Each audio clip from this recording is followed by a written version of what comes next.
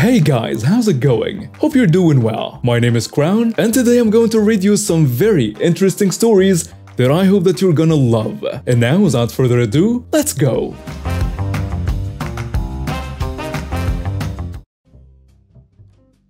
Okay, so this happened just this weekend and I'm still baffled.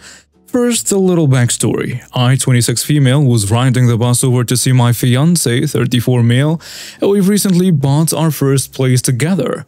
And I'm gradually bringing over my stuff, clothes, toiletries, and so on in my backpack, as I don't have my own car yet. The backpack I was using has an Annie Stokes design on the front of a dragon coiled around the skull. So I'm sat at the back of the bus, halfway through my trip when a mother and her young son got on the bus. The boy, the nice kid, looked no older than 6 or 7, and as all kids do, wanted to sit at the back of the bus. So he sat at the opposite end of the row of back seats from me, while his mother, the entitled mother, sat opposite him in one of the seats facing backwards. Now onto the story. The mother and son had been on the bus no longer than a couple of stops when the nice kid noticed my backpack. "Wow, look mom, she's got a dragon on her bag. Can I have a bag like that at school? It's really cool." I look over and catch the entitled mother's eye. I just gave her a little smile and nod to be polite. She tells me, "Excuse me, where did you get that bag? My son would like one. So could you let me know so I can get him one too?" "Oh, sure. I got this one from Amazon, but there will be other shops online if you just search for Annie Stokes backpack." "How much did it cost?" "Well, I got it quite a while ago, so the prices may have gone up since then, but I think it cost me around £20 on Amazon." £20? That's quite expensive. "I'm sorry, I can't help that, but the quality is really good considering the price." That was the end of the conversation, as the entitled mother got her phone out, presumably to look up one of those bags. After a few minutes, she spoke again, now with a slight change in her tone. "Excuse me." "Yes?" "I looked up some of those bags you told me about, and the cheapest one I found was nearly £40. That's ridiculous." "Well, I'm sorry, but I did warn you that it's been a while since I bought mine, and the prices obviously have gone up since then." The entitled mother then started to look me up and down, almost like she was assessing me. "Well, how about this?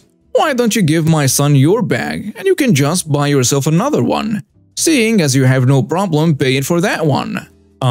No, I'm not giving you my bag, purely because, well, it's mine." "Mom, don't take that lady's bag, it's okay.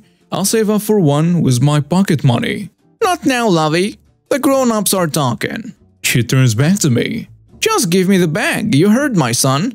He wants it, and I'm not spending so much money on one bag."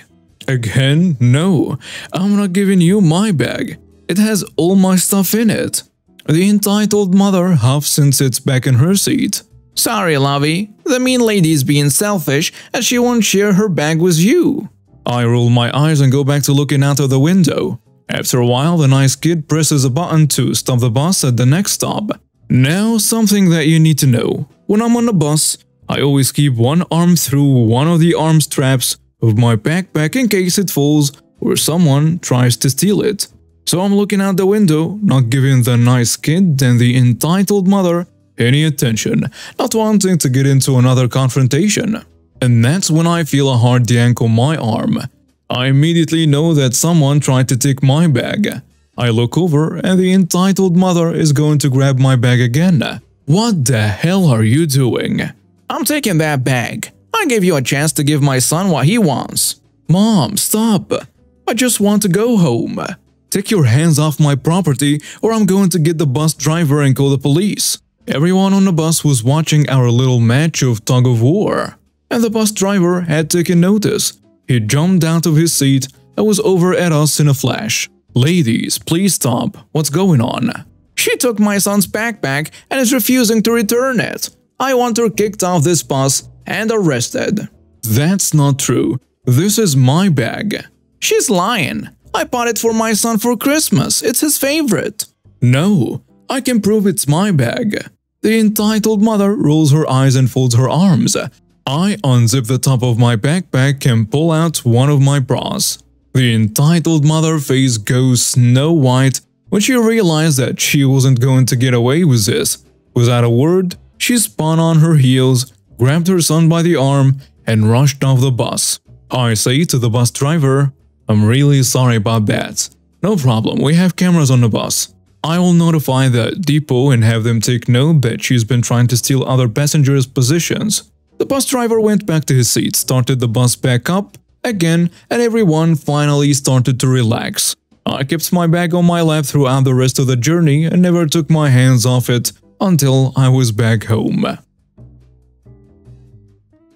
Alright, so my best friend is finally getting married.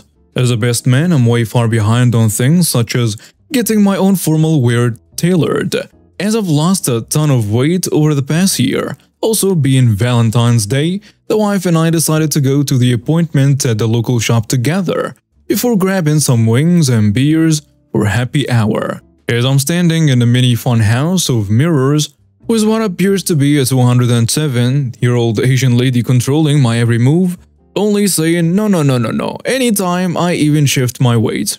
I hear a man roughly 6 feet to 100 pounds saying "excuse me" over and over again. Assuming he's looking for another member of staff, the three of us ignore him entirely. Finally, after the third or fourth "excuse me," the guy screams, "Are you deaf?"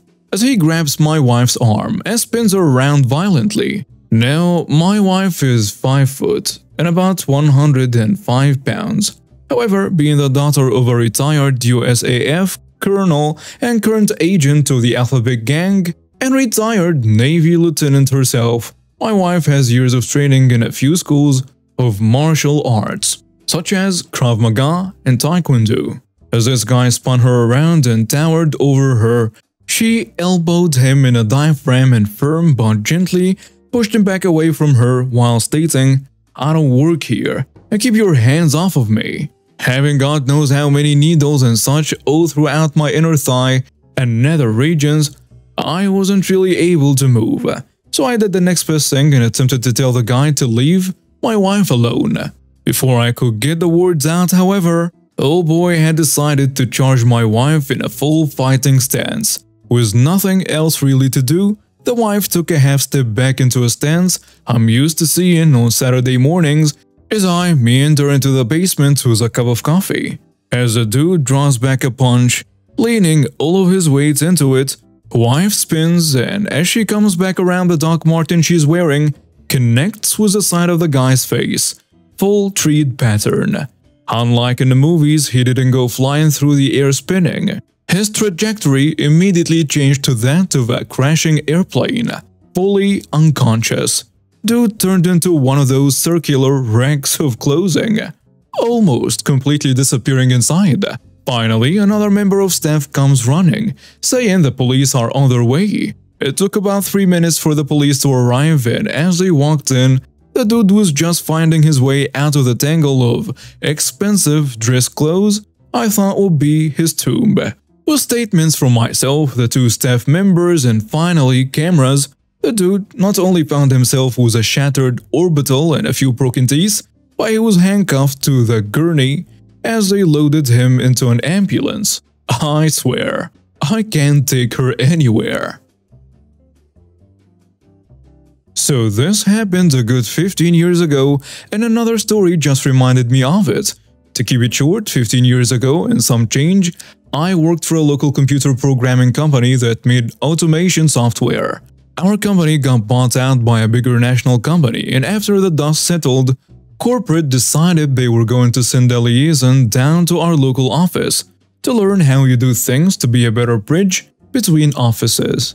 AKA, hey new hires, teach our guy how to do your job so we can let 3 out of 4 of you go before next quarter. None of us were happy about that, but our new corporate overlords had spoken.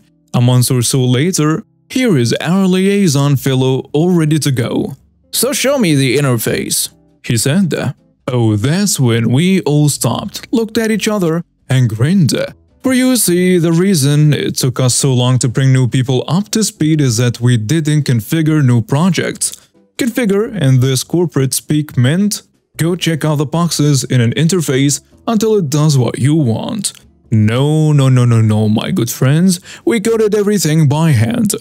Our main program accepted straight-up VB files, not even script, full-on files, and our new friend here was not a programmer at all. The guy did not know a for loop from a bubble sort. So as we were instructed, we started walking him through our code. Here is our X policy. It's the most common one we use and is about 1500 lines of code in its base form. Didn't you guys say you had some default policies you worked from? Oh yeah, but they end up being more trouble trying to customize than it is to just write the entire thing from scratch. So up here is where we're declaring our global variables. To our friend's credit, he tried. Oh, he tried for days. And every time we thought he was about to figure something out, we intentionally switched them up to an even worse one. We hired requiring a computer science degree, 6 months of an on-site gearing up, and another 6 months of shadowing before we would let anyone handle a project on their own. This poor guy got the full year's worth of training in a week. To his credit, on his last day he flat out told us that he was sent down to learn how to replace us, but that he was going to tell them that we were doing a great job, and if anything, our time frames were surprisingly short given what we were doing. We ran that department for a good 5 years before the inevitable revolving door of upper management decided to bring in a new, easier-to-use suite. People are still kvetching about, man, I miss X. It could have done this in half the time. And instead of a 5-man team upkeeping everything, we have multiple departments that still can't manage to fix a broken image link in the new stuff 10 years later. I'm slightly overweight. Okay, I'll be completely honest, I'm overweight. Generation Xer who normally doesn't care and has anxiety. In stressful situations I freeze and can't think of anything to say or become snarky. I also recently had surgery on my foot/ankle and have a hard fiberglass cast. Mine is bright safety yellow because why not? And I told the cast room surprise me. I decided to Uber to the grocery store for a much-needed out-of-the-house adventure and a bonus that included picking out my own bananas. So here I am crunching into the store to flop my out-of-shape booty into one of the wonderful motorized shopping carts. If you've ever used one, you know they aren't fast. And finding a good location for a set of crutches where they aren't in the way is a challenge. Once I'm situated, I roll over to produce to start my adventure. I'm about halfway through my shopping pondering chicken and rice recipes when I hear a phlegmy ahem. I look to ensure I have the motorized cart close to the shelf thinking I'm blocking the aisle. Then I hear ahem from right behind me, and it's coming from a woman about my age, if not younger, looking directly at me. Sorry, am I blocking you? I move the cart forward to unplug the shelf of boxed tries. Where are you going? Now I'm confused. Didn't you want me to move out of the way? I need a large bag of dog food taken to the register. Now I'm completely confused. I'm in a motorized cart with a day-glow cast on my lower leg and a pair of crutches precariously wedged into the cart. I haven't seen any staff to help. I'll keep an eye out though. And I start trolling away. That is until she runs. Okay, Speed walks in front of me and blocks the aisle in my escape. I need a large bag of dog food, now! I understand then, I will help you look for staff to help you. I wait a few moments for her to move out of my way before adding, excuse me. Now she's cocked out the hip and put her hand on it and added then, are you slow, scowl? I put the cart into reverse. The loud beeping, a clear signal I'm attempting to back up. She doubles down. Why aren't you helping me? I need a large bag of dog food. Lady, I don't work here. Mind you, I'm wearing black sweatpants, one leg rolled up over the cast. A sweatshirt with a cartoon monster running in Cartoon Street proudly stating, cutting-edge monster removal at affordable prices. And to finish off the stellar outfit, is a single leopard print slipper and a messy bun. Of course you do. That's an employee cart. Now I'm looking at her with pinched brows of confusion. An imagery spinning hourglass above my head trying to compute how a motorized shopping cart, gas, sweats all add up to 1. That I work here, and 2. How a cast-wearing, scooter-using person is supposed to assist in moving a 50-pound bag of dog food. All I came up with is saying, this motorized cart is for mobility assistance for shoppers who are unable to push a cart and or walk for extended periods. Again, out of work here. I am happy to help you find an employee though. I'm not sure what she wanted, maybe a Karen fight, maybe she was completely stressed. She looks me up and down a few times, her eyes locking onto my casted foot. From my position, my Pride Day Glow Safety yellow cast is on full display. She mutters something and walks away in a huff, and I shrug.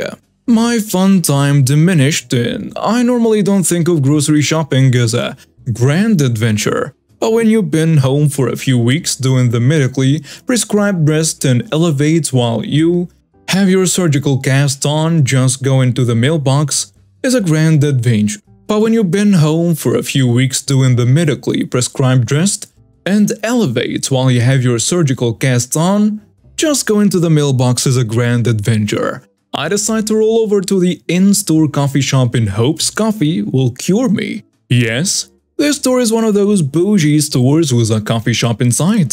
I actually had an Uber driver pass a few stores so I could have a place to relax and wait for my Uber return. I'm sipping on a coffee when the lady arrives with a store manager and points at me. That's the employee who wouldn't help me. Yep, you're right. She doubled down again and pulled in the manager. This is starting to go into Karen territory. I could just sit in a chair sipping coffee and let him handle things, or I can add fuel. Can you guess what I did? Did you guess fuel? I raised my hand, wiggled my fingers in a way of greeting, added toodles, then hunched down like I'm on a motorcycle in a motocross race and zoomed off into the direction of the ice cream. I really wanted to make the vroom vroom sounds since a younger man was walking faster than my zoom. But I surprisingly somewhat behaved. The internal squealed vrooms, okay, they weren't totally in my mind, were replaced with the Mission Impossible theme song.